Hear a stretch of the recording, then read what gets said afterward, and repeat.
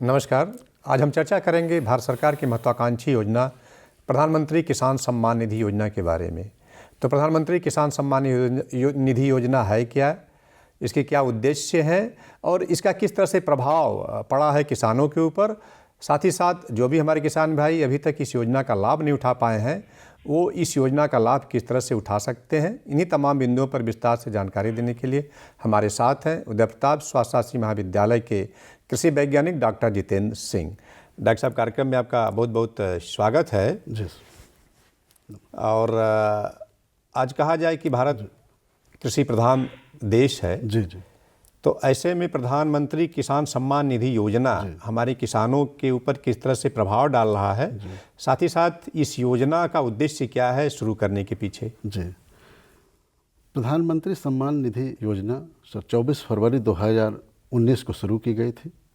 इस योजना का जो मूलभूत उद्देश्य है कि किसान देश में इतना काम करते हैं अन्न उत्पादन के लिए, उनको सम्मान स्वरूप कुछ अलग से राशि दिया जाए जिससे कि उनकी आर्थिक मदद हो सके।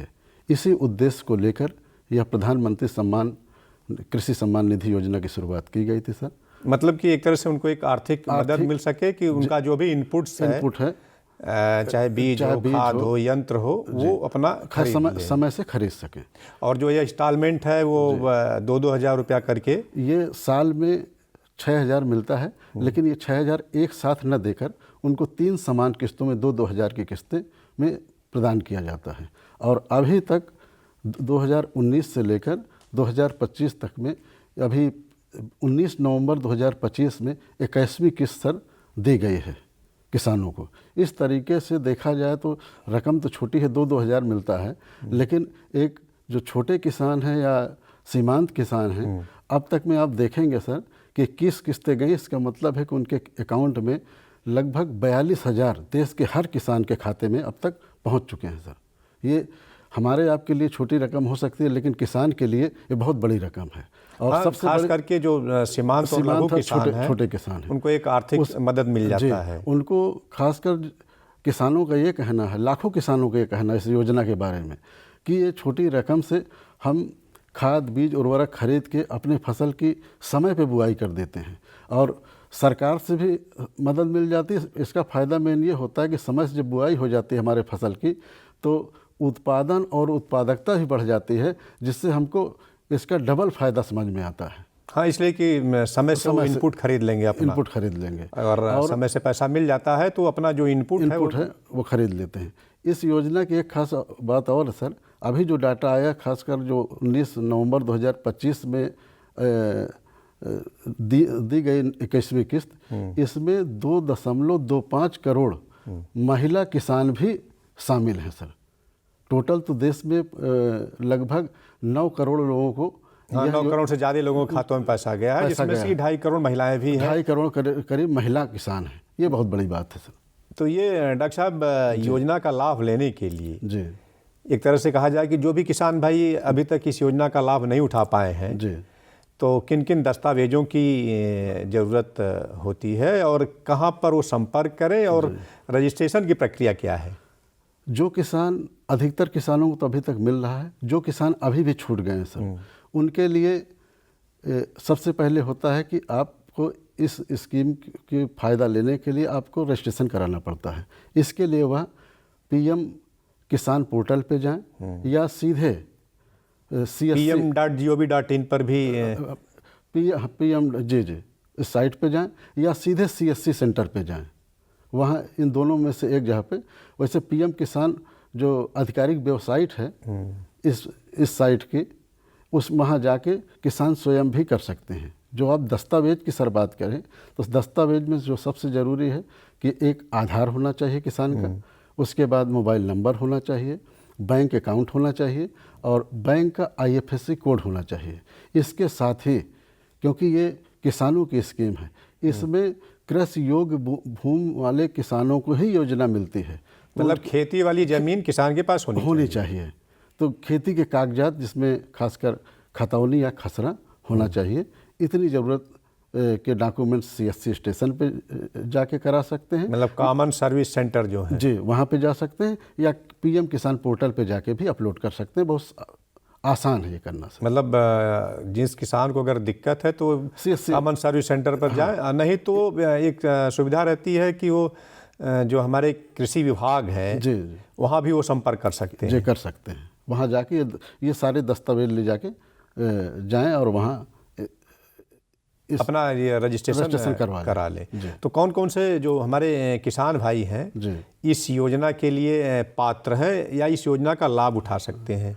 शुरुआत में तो था कुछ बड़े और छोटे किसानों का कैटेगरी किया गया था, लेकिन आज की डेट में जो ये योजना चल रही है, देश के सारे किसान इस योजना से आच्छादित हैं। मतलब चाहे वो लघु हो, सीमांत हो या बड़े किसान हो, सारे सब इस योजना का लाभ ले सकते हैं। यहाँ तक कि 0.01 हेक्टेयर जिसके पास लैंड है, लेकिन वो कृषि के लिए होनी चाहिए, कृषि वाली होनी चाहिए, दूसरी भूमि नहीं, वो इसके पात्र हैं।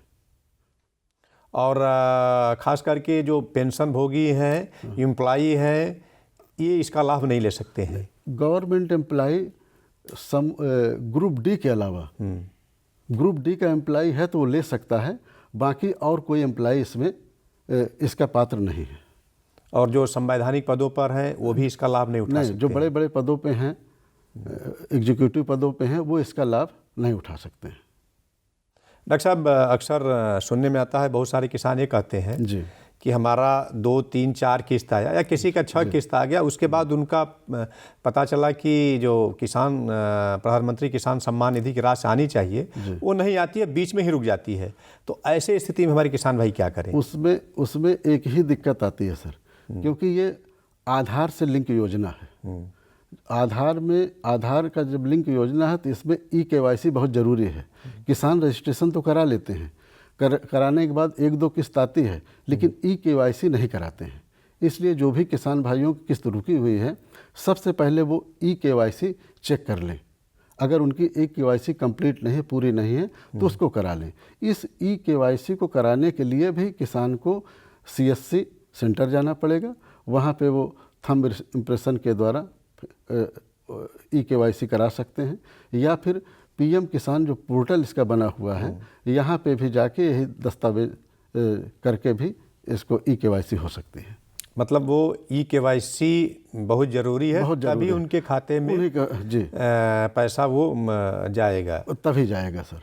और इसमें कोई टेक्निकलिटी नहीं है, सिर्फ KYC की ही बात होती है। और क्या प्रभाव पड़ा अभी तक PM किसान सम्मान निधि योजना का किसानों पर हमारी? PM किसान निधि योजना का सबसे बड़ा फ़ायदा यही किसान बताते हैं कि वो इस योजना के लाभ मिलने से वो समय पे खाद, बीज, उर्वरक, छोटे छोटे इक्विपमेंट्स, सिंचाई में जो पैसा खर्च होता है, वो उनको इससे बहुत सहूलियत मिलती है। बहुत किसान कहते हैं कि नहीं, इससे हम फसलों की बुआई समय से कर देते हैं, और एक तरीके से हमको आर्थिक रूप से बहुत कवच के रूप में काम करती है कि खेती से अगर हमको थोड़ा बहुत कुछ नुकसान भी हो जाए तो इस योजना के तहत इतना पैसा मिल जाता है कि हम आगे की फसल की तैयारी कर लेंगे, या परिवार में भी वो खर्च काम आ जाता है। कभी परिवार में काम आ गया, कभी खेती किसानी में काम आ गया, तो ये किसानों के लिए एक सुरक्षा कवच के रूप में सर योजना काम कर रही है। और एक तरह से कहा जाए कि जब इनपुट मिल जाता है तो वो समय से अपनी फसल की बुआई कर लेते हैं। तो अगर समय से बुआई कर लेंगे तो निश्चित है कि उनका एक आय जो है उत्पादन बढ़ेगा, तो आय भी बढ़ती है सर उनकी।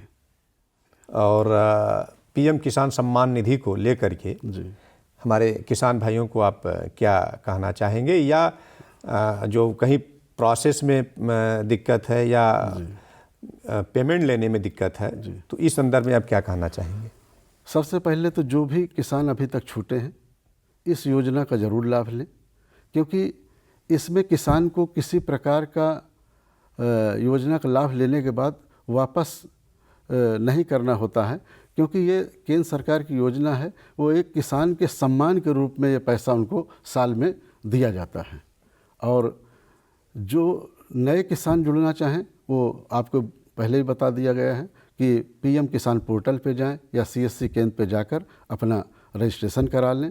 डॉक्टर साहब, कहीं कहीं देखने में आ रहा है कि पति पत्नी हैं जी, तो वो भी इस योजना का लाभ ले लेते हैं, जबकि सरकार बार बार कहती है कि मतलब वो एक परिवार हो जी। उसी को इस योजना का लाभ मिलेगा। जी।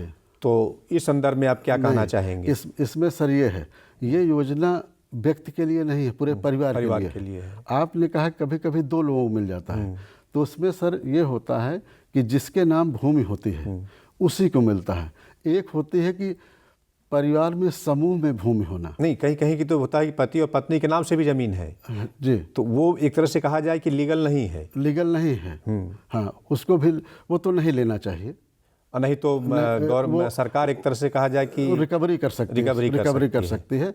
वो एक मानवीय दृष्टि से भी उसको नहीं लेना चाहिए, जो गलत है वो गलत है, क्योंकि ये परिवार की योजना है, एक परिवार में एक ही लोगों को मिलेगी। हाँ, चाहे वो अगर एक फैमिली है, हाँ, मतलब उसी के लिए है कि ये योजना केवल उस परिवार को ही मिलेगा। इसमें एक चीज़ और है कि अगर वो जमीन समूह में है, कई लोग उसके मालिक हैं, तो वो पैसा उनके उसी प्रोपोर्शनल में बढ़ जाता है। अच्छा, वो जो पैसा मिलेगा। जी। और एक समस्या वो भी आती है कि अक्सर लोग खेत बटैया पर दे देते हैं। हाँ। तो इस संदर्भ में क्या आप कहना चाहेंगे? एक बहुत सही क्वेश्चन आपने कहा। इसमें सर बटाई पे जो काम कर रहे हैं, या जो लीज पे लेके काम कर रहे हैं, या कोई संस्थागत इंस्टीट्यूशन है जिनके पास 10 बीघे 25 बीघे ज़मीन है, ऐसे लोग इसके पात्र नहीं हैं।